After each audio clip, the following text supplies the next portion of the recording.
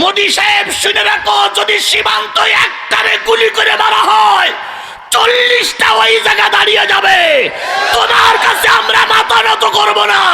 প্রয়োজনে 18 কোটি মানুষ রাজপথে জীবন দেবে, কিন্তু ভারতকে বাংলাদেশের 1 ইঞ্চি জায়গা দখল করতে দেওয়া হবে না। সুতরাং ভারতকে দেখে আমরা ডরাই না। ওর টার্গেট হলে দেশ দখল করা। কথা বলেন ঠিক নেবে ঠিক? আমরা এদেশে আছে 18 কোটি, ওই পাশে পাকিস্তানে আছে 16 কোটি 15 কোটি, আফগানে আছে 7 কোটি, ভিতরে আছে জম্মু এবং কাশ্মীর। সব মুসলমান গুলো যদি একসঙ্গে তাকবীর ধ্বনি দিয়ে রাস্তায় নামে, ভারত শুনে রাখো, মোদির বাচ্চা শুনে রাখো, দুতির গিরে দেওয়ার সময় পাবা না। আমাদের পার্শ্ববর্তী একটা দেশ আছে ভারত, সব সময় তার টার্গেট অন্যের দেশের পরে তার কুনজর। ক্ষমতায় যে এই ক্ষমতায় বসেই কয় চট্টগ্রাম দখল করব, আবার মাঝে মাঝে কয় দিনাজপুর দখল করব। আরে বাবা, তোমার দেশ অনেক বড়, সৈন্য অনেক বেশি, আমার ছোট দেশ, এ দেশের পরে তোমার কুনজর কেন? তবে একটা জিনিস মনে রেখো, এখন বলো আওয়ামী লীগ সরকার ক্ষমতায় নাই, এখন জনগণের সরকার ক্ষমতায় বসে আছে। কথা বলেন ঠিক না বেঠিক? কিছুদিন আগে ডাক্তার মোহাম্মদ ইউনূসের সঙ্গে মোদির ফোন আলাপ হচ্ছে। মোদি বলতেছে, আগে যা বলতাম আগে সরকার মেনে নিত, আপনি ওরম তেড়া বেকা খেলতেছেন কেন? আপনি আমার লাইনে আসেন। ইউনূস সাহেব বলতেছে, আগে যা করেছেন ও স্বপ্ন ভুলে যান, নতুন করে লাইনে আসেন আপনি। তো মোদি বলতেছে, আপনি এত সাহস পাচ্ছেন কোথার থেকে? তখন বলতেছে, মোদি দাদা শোনেন, শেখ হাসিনা তাড়ানোর জন্য ছাত্ররা রাস্তায় ছিল, পুলিশের আইজি কে যখন ফোন করতেছে শেখ হাসিনা যে ময়দানের কি অবস্থা, আইজি ডিআইজি তখন বলতেছে, ম্যাডাম একটা মল্লি 4টে দাঁড়ায়, একটারে গুলি করে মারলি 4টে দাঁড়ায়, কয়টারে মারবো? একটা মল্লি 4টে দাঁড়াইছে শেখ হাসিনা তাড়ানোর জন্য। আর এখন বাংলাদেশের সব দল এক, ভাতে মারবো, পানিতে মারবো, তারপরে বলেছে চুবাইয়ে মারবো। অথচ উনি জানতেন না যে দুপুর বেলার বিরিয়ানি আমার কপালে না। আর বিগত আমাদের দেশের 15.5 বছর একজনেরা ছিল, তাদের টার্গেট ছিল ক্ষমতা ধরে রাখার। কি কায়দায় ক্ষমতা ধরে রাখবে? শুধু বলতেন আমার ক্ষমতা চাই, টেবিল চাই, চেয়ার চাই, ক্ষমতা চাই। দেশের লোক সব মারা যাক, ওনার কোনো দুঃখ নেই। ওনার চাই কি? ওনার চাই কি? ওনার চাই কি? ছাত্ররা যখন রাস্তায় নেমেছে, উনি প্রথম বললেন গুলি করে মারো। গুলি করে মারা হলো। পরের দিন আরো রাস্তায় নেমে আসলো। কি খবর? কয় ম্যাডাম আরো রাস্তায় নেমে আসছে, কয় গুলি করো। তো গুলি আরো করা হলো। কয়েকদিনের ভিতরে আবু সাইদ মারা গেল। রাজপথে মানুষ পিঁপড়ার মতন নাজিল হইল। নেত্রী বলতেছে, কি খবর? কয় ম্যাডাম আর তো পারি না। এমন সময় ওয়াকারুজ্জামান যেই বলতেছে, ম্যাডাম তাড়াতাড়ি টিকিট কাটেন। কয় কেন টিকিট কাটবো? কেন আমি তো এই দেশের প্রধানমন্ত্রী। কয় যতই বলেন, রাজধানীতে ঢুকতেছে পিঁপড়ার মতন। মাত্র 45 মিনিট সময়, এর ভিতরে যদি আপনি না পালান, জনগণ আপনারা আলু ভাতটা করে ফেলবে। তখন উনি আবার বাবুসির বলতেছে, আমার বিরিয়ানি। বাবুসি বলতে, ম্যাডাম বিরিয়ানি খাওয়া হবে না। কয় এত কায়দার বিরিয়ানি, সুন্দর বিরিয়ানি রান্না করলাম, ছাত্রদের মেরি বিরিয়ানি খাবো। বাবুসি বললেন, ম্যাডাম তাড়াতাড়ি কেটে পড়েন। একটু ক্ষমতার মসনদে গিলেই বেমালুম আল্লাহরে ভুলে যায়। অথচ আল্লাহ আপনাকে আমাকে তৈরি করলেন কিসের জন্য? আরো জোরে বলেন, কিসের জন্য? ওয়ামা খালাকুতুল জিন্না ওয়াল ইনস ইল্লা লিয়াবুদুন।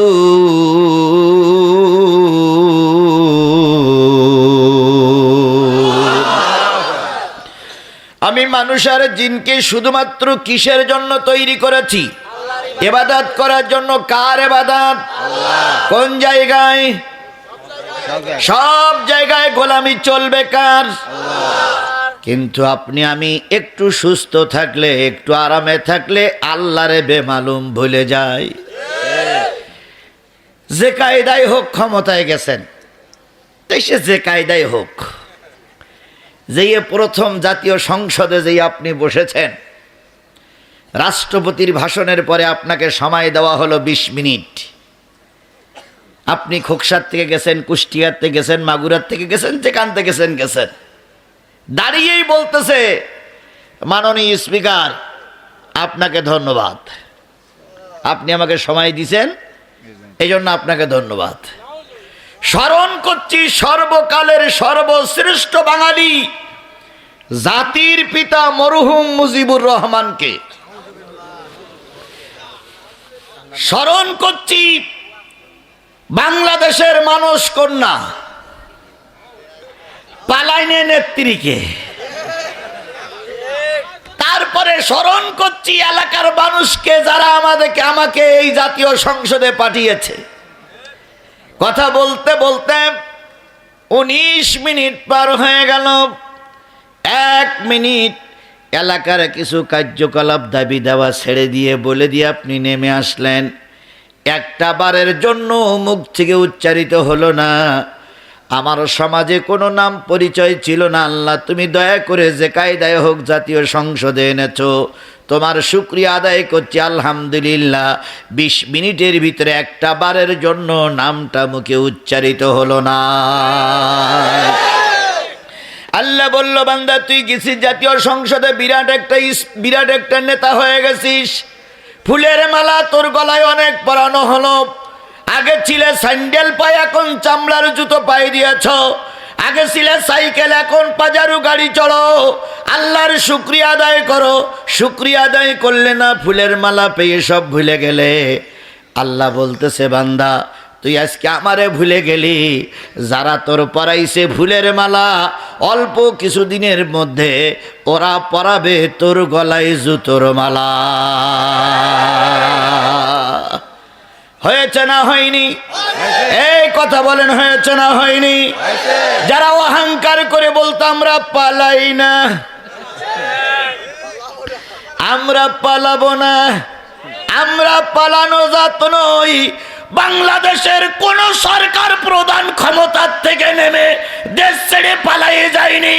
একমাত্র যারা 15 বছর স্বৈরা শাসনের দায়িত্ব পালন করেছে, এদের নেতা কর্মী, এদের একবার ওয়ার্ড কর্মী থেকে শুরু করে ওদের পক্ষে দালালি করে যারা ইমামতি করত, সব কটা পালিয়ে গেছে।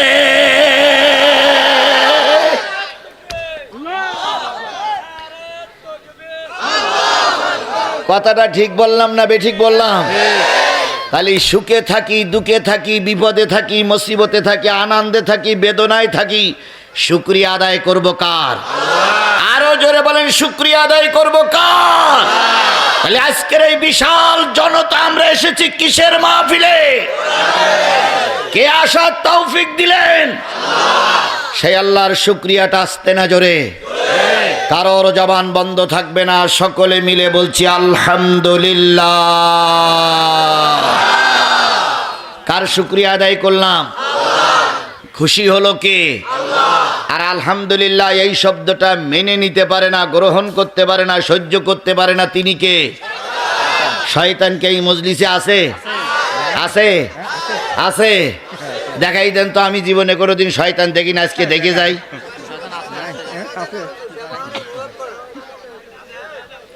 এসে আব্দুল্লাহ হুজুর কই? ও আছেন। শয়তান দেখা যায়?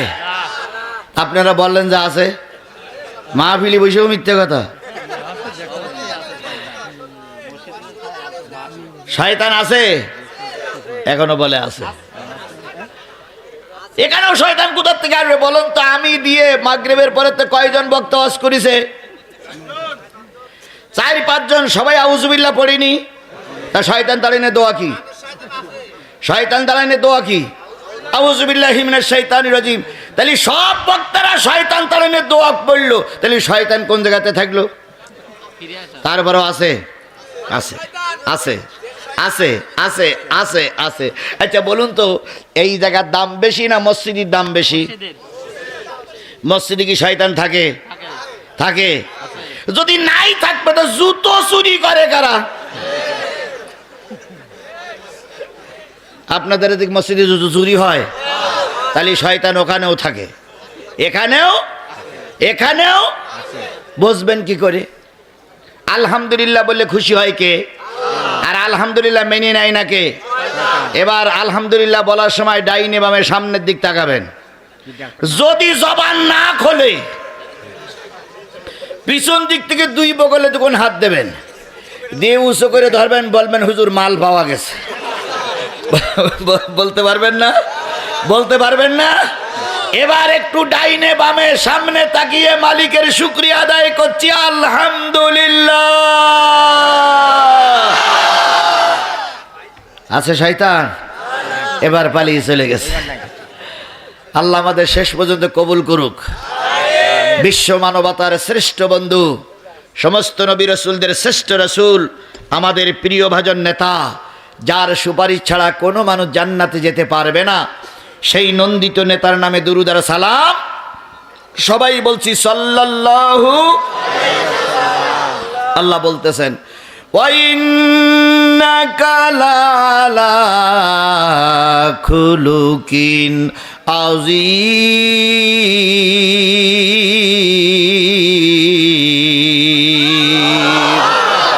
ওগো নবী, আমি আপনাকে সর্বোত্তম চরিত্রের অধিকারী বানাইয়ে দুনিয়াতে প্রেরণ করেছি।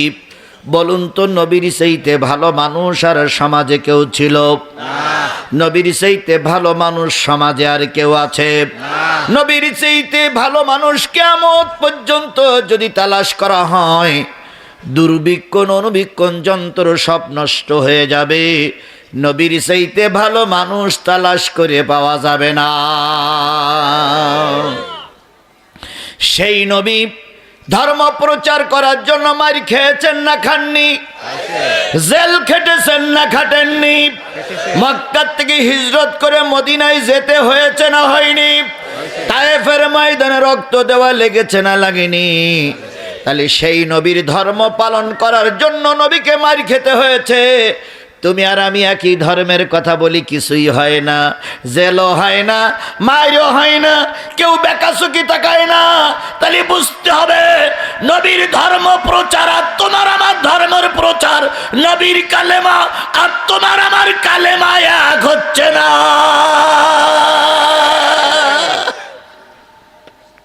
পাশাপাশি দুই মসজিদ, এক মসজিদের ইমামের নামে 5টা মামলা, আর এক মসজিদের ইমামের নামে কিচ্ছু নাই। তো সালা জিজ্ঞেস করছে, আপনিও ইমাম উনিও ইমাম, ওনার নামে 5টা মামলা, আপনার নামে তো কোনো মামলা নাই।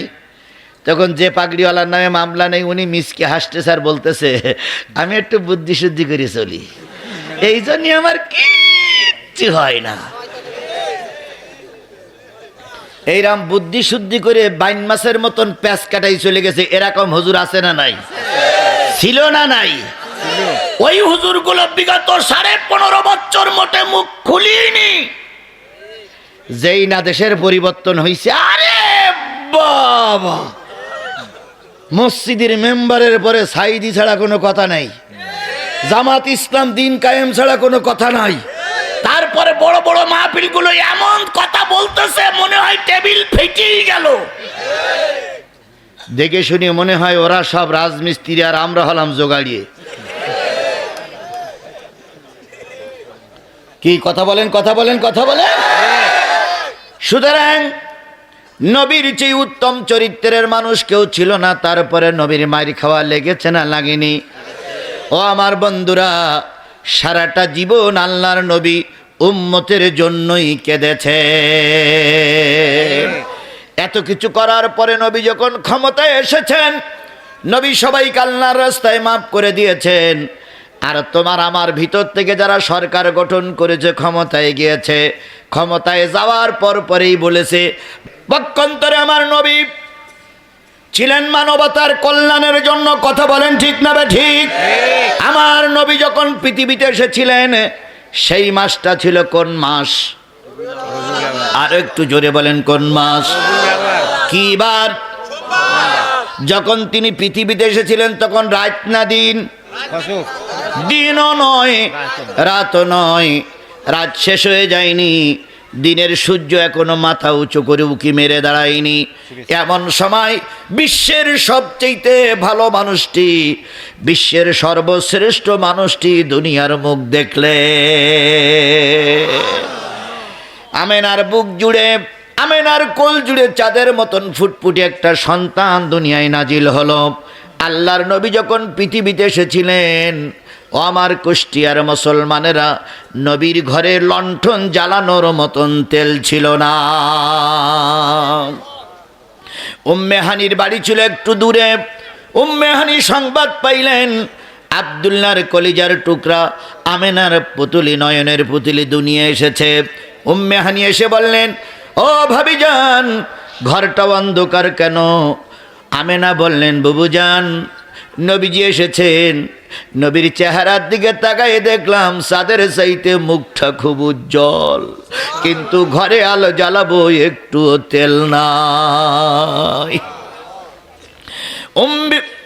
ফুপি আম্মা উম্মে হানি নবীকে কোলে তুলে নিলেন, গালের থেকে, চেহারার থেকে কাপড়টা সরাই দিলেন।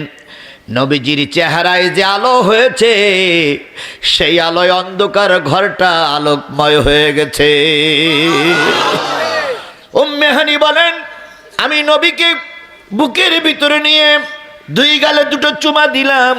চুমা দেওয়ার পরে দেখি বালক নবী, ছোট্ট নবী, শিশু নবীর মুখটা বিড় বিড় বিড় বিড় বিড় বিড় করে নড়তেছে। আমি মুখের পরে মুখ লাগাই বললাম, ভাতিজা, কি যে বলো তা তো শোনা যায় না, বোঝা যায় না, তুমি কি বলতেছো?